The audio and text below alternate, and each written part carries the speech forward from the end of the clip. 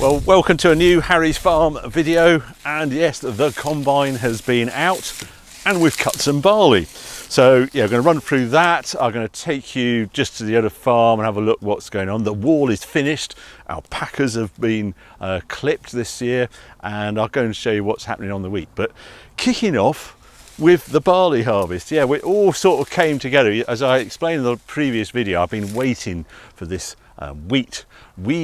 Basically, these fields of barley, we grew wheat in it last year. We didn't get it all to germ before we actually planted the barley, so I had, annoyingly, wheat come up in the barley, and that is an admix issue. No way of getting rid of it in the barley, and you have to combine both together. We'll have a look later. We're going to have a look at the shed where the big pile of barley is, and I'll show you the admix issue I've got with it. But yeah, we moved the combine over just before the weekend. Today is Tuesday, we're combining Sunday. I moved it over on Friday, the traffic was quiet. And this hot, crazy hot weather, I've just noticed it's 36 degrees as I drove up here just now, has meant it's ripened very quickly. So yeah, 2 days before we started it was about 17%. The next day it went to 15%. I thought, oh, we're almost there, that's the percentage we need. By 12 o'clock the following day on Sunday it was 12.7, so it was all Axon stations, and we got going at about 1 o'clock just after lunchtime, and you'll join me now in the cab of the tractor about to do the first load. He's got a load to unload. Oh my lord, will I still do this on the move? I don't know what gear to go into. Oh, we're all a bit rusty at this. It's always the same first load. It's quick, I don't know what speed he's going. Tractor's wanting to change down, it's empty. Here we go. No revs. It's in the trailer, just. I don't know what speed he's going, that's why. So I'm going to choose a gear. Yeah, that's in the trailer. Look at that. We have some harvest 22 is go, which is always a good feeling, and it's windy, which I quite like because it will give it the last little bit of sort of getting rid of the weeds and things, or trash that the combine hasn't got rid of in the sample. The wind will do the last little bit. I can't do this. Ah, dear me. Oh, well, it feels very good to be going again, though. The combine still seems to work. Should have said that, should I? They say it's very heavy bushel weight this year, which will be good, which means that each trailer is heavier than a regular year. Right, that's me done. I haven't turned it off. Keep going. There'll be a fair bit of wheat, I know, in this, because the bottom of the grain tank on the combine still had a bit of wheat in it because you can't get the last bit out. There it goes. Job. Right, I'm going to stop here because I'll get out of the way. I'm not going to get out because the wind's coming this way, and if I get out when he turns there, I will get a lungful of dust, so I'll wait until he's down the field. Oh, relief. Going. What time is it? 42. It's going to be a few hours of this today. This is always a nervous time if you're a combine driver. Charlie opening up a land which is sort of across the field, so he's trapped. I can't get to him to empty him, and you can see the flashes are going, and I can see the grain sort of coming out the top of the tank. Will he get to the end without it coming onto the cab monitor, which is when it drops on top of the cab? I think he's going to make it. Damn, I thought I'd got a video gold of him not being able to finish the land, but there he is. Right, I've got to go and empty it now. What gear am I in? 9, 10.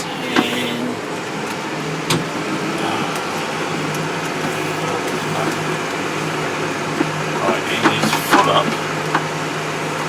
The trailer is full up. Will I be able to get both lots into the tank without spinning a leak? I'm so out of practice at this. Let's give it a go. First job, work out how fast he's going.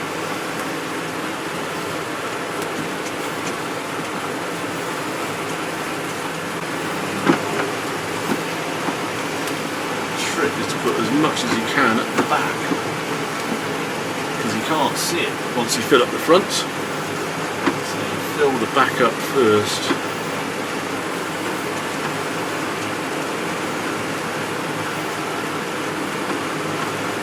It's filling up rather quicker than I expected it to. There's plenty of space at the front. There's a bit of space there.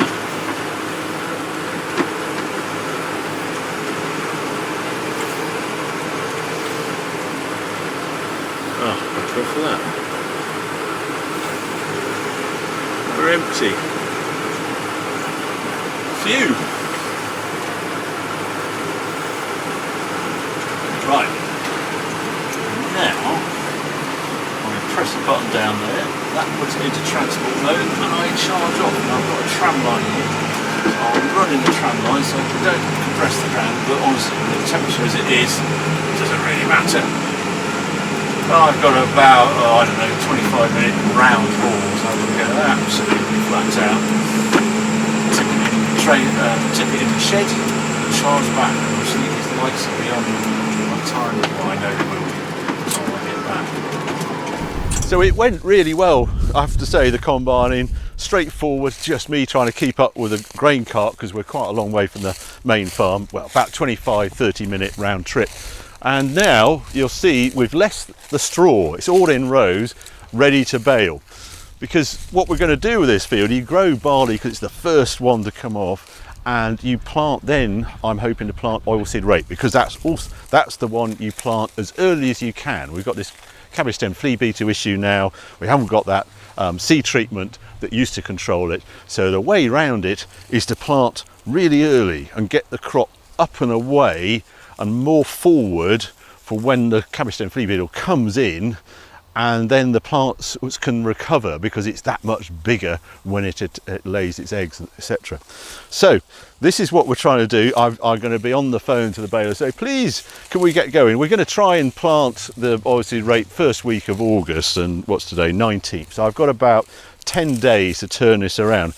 But in a way, I'm slightly not in a panic because I want to show you how dry it is. So if I pull one up like that, it is ridiculously dry. There is no moisture at all in this soil. So in a funny sort of way, I mean, as soon as the straw is up, baled, etc., I will cultivate this up. But we need rain. This is the dilemma with farming. Here's me enjoying the brilliant hot weather and makes combine really easy. But I also want to plant oilseed rape, and for that I need some rain. So typical farming, the weather's never not quite right, shall we say. But so that's what's going to happen with these fields. So there's going to be a lot of action once the baling is done, which he might do tonight and overnight because it's been so hot, too hot to work. And there's always this risk of fire in this sort of weather, and there's been a number of field fires already this season. It is unusually hot and high risk. I saw a massive field go up. There was a big plume of black smoke over there, and you know what's happening. It's a nightmare when it does happen as it roars through because there is a bit of a breeze. But next door is the oilseed rape, and that's our next crop to go to. Here's the oilseed rape here. That's why we've parked the combine here ready to go. I hope this wind isn't interfering with the microphone. But this oilseed rape, as I say, we desiccated it, and I think it's pretty ready to harvest. I'm just going to take a moisture sample, so I'm going to try and gather some pods, put them in here, and then we'll just see what sort of moistures is at, because I want to explain there is an issue with oilseed rape in weather like this, because you can actually get it too dry, and then the merchants, bless them, or the people who actually consume oilseed rape say, no, it's too dry, and they reject it, which is a madness, which is something I've never used to worry about. It's 9% you want for oilseed rape, below 9%, but if it's below 6%, they don't like it. And so I just want to test it now. And what's been happening, you might have seen combines, you think, not moving on a perfect day because it's perfect day like today and the combines aren't running. Well, what's going on? It's too dry to combine and they're going in crazy times. My Twitter feed is full of people starting oilseed rape harvest at 4 o'clock in the morning to try and get that bit of dampness in the crop that puts the moisture up above 6%.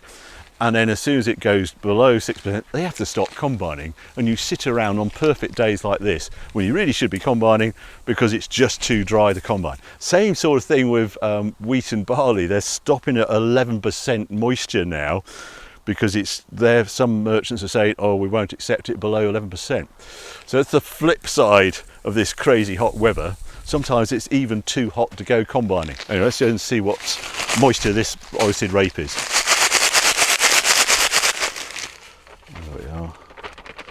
Now this is going to be a bit tricky to get this. I'm going to take some of the bigger stuff out already straight off. So the wind will do a little bit of this. Which way's the wind going?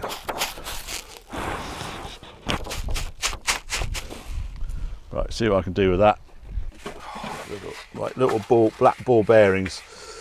I needed something else to collect it in. It doesn't work with this, and I've got to fill up this container with rape, the black seeds. There we go. Right. So now you've got to remember this sample is oilseed rape is about 42% oil. So when I squeeze it up, it doesn't have that sort of crunchy feel that you get with wheat or barley. And I'm looking here. There you go. It won't read it. So that is actually too dry to combine.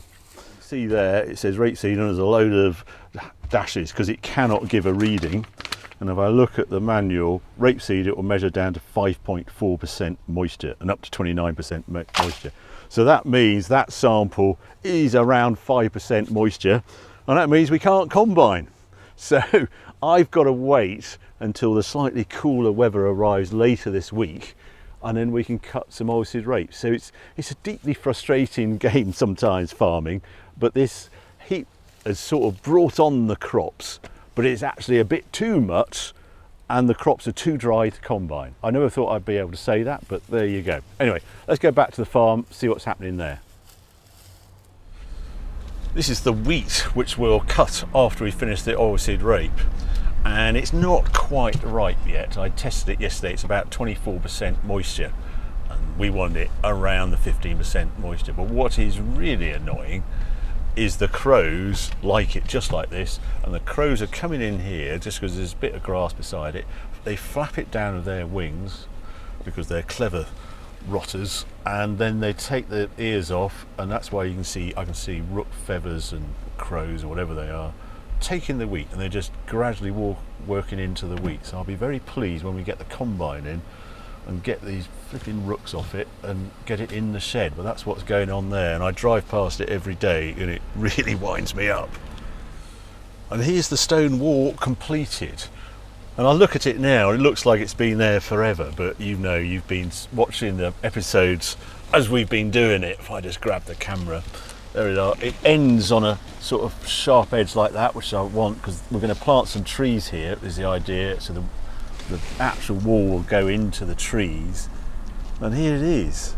And I think it's actually slightly longer than I said it was before. I think it's nearer 95 metres, but absolutely tremendous. And it's all with the old stone as well, so it doesn't have that sort of modern look, and it will blend in the grass. We're just going to level out this area. We've got a little bit of tidying up to do, but it's finished. Here's the barley here. We finished about, I don't know, 9 o'clock on Sunday, so it was about 8 hours to do about 50 acres of combining. This is the produce. It's about, I don't know, 110, 120 tonnes here. Not our best crop, but we knew it wasn't going to be good because of that weed issue. It's just the temperature. What I have to do now is 32.7 degrees. I'm not sure how hot this is. Yeah, about 33, something like that. But the moisture, I can swap it to moisture on here. Yeah, just put it on barley. There we are. Let's see what the moisture is. You have to look at it while it's in the heat. There we are, 11.5% moisture, so just above the 11% sort of limit. And I've got to sort of cool this down, is what I'd like to do. But when I drove over in the car just now, it was 38 degrees outside, but I'm going to put fans on those pedestals there, and that will cool it. I've got a temperature sensor on them, and they will bring it down, hopefully sort of below 20% if we get some vaguely sensible weather later this week. And the other dilemma I have is the lorries, because of the admix. Actually, I ought to just show you that. There is the admix. If you look, there's slightly different colour grains in it. Wheat is a naked grain, doesn't have that husk around it, and that's the difference. And you just think, well, there's better, the wheat is actually worth more than barley, but the buyers don't look at it that way. They call that admix in barley, and they will knock the barley price because of the wheat in it. This was 6-row barley, Bazooka. It's a hybrid variety, but it is a pure feed barley. There is malt barley as well. I don't grow malt barley. It tends to be the spring varieties you grow for malt barley. I don't want to grow spring barley. Mr. Clarkson does for his Hawkstone beer, etc. I would rather have an early crop of winter barley, because I grow it to be able to get the oilseed rape in, and I want the first crop you can harvest is generally winter barley. So that's generally why we grow it. But also on the marketing, quite a few of you asked me about the marketing, that it's surely those futures allows you to guarantee the future price, which I showed in the previous video. Yes, it does, but quite often I market mine on what is termed a pool. So I'll go with a merchant, in this case ADM, and this is on their barley harvest pool, and then it's up to the grain traders to trade the pool tonnage, as it's termed, at the best possible price. So I receive an average of whatever they've sold it at the end of the season. So I commit the crop to a merchant without committing the actual price. Sometimes I commit a price. I have sold forward at a fixed price, but I'm increasingly, with the volatility of the grain market, going for a pool option and leave it to the traders who do it day in, day out and watch the market 24/7, because it's just so volatile, so hard to actually follow unless you absolutely got your ear to the ground.